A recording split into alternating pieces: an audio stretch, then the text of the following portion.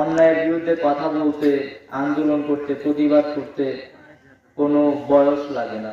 যখন আমি একটা জিনিস বুঝবো যে এটা আমার সাথে অন্যায় হচ্ছে, তখন আমার কথা বলতে হবে।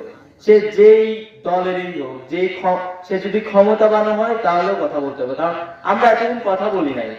বাজারের মূল্য অনেক বেশি, কেউ আমার কাছ থেকে অন্যায়ভাবে 500 টাকা নিয়ে নিচ্ছে, আমরা কথা বলি নাই, আমরা সেটা দিয়ে আসছি, নিজেও সুযোগ সুবিধা নিয়েছি। এখন আমাদের এই জায়গাগুলোতে সচেতন হইতে হবে। এখন নতুন বাংলাদেশে আমরা যেন স্বাধীনভাবে কথা বলতে পারি, এবং আপনারা এখানে যারা বসে আছেন, আপনার সাথে যখন অন্যায় হবে আপনার কথা বলতে হবে, সে যেই হোক, যেই অন্যায়টা করুক।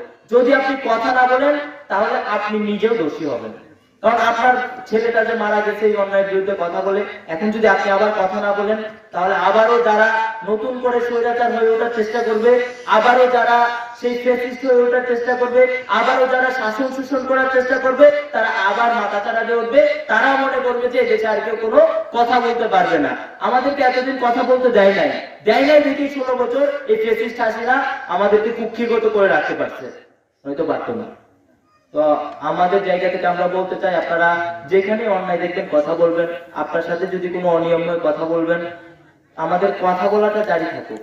আর যেহেতু পরবর্তীতে কিছুদিনের মধ্যে নির্বাচন হবে, অন্তর্বর্তীকালীন সরকার সময় জানিয়ে দিয়েছে তখন নির্বাচন হবে, আমরা এমন একটা বাংলাদেশ চাই যে বাংলাদেশের নেতারা হবে জনবান্ধব, জনগণের কথা শুনবে, জনগণের কথা বুঝবে।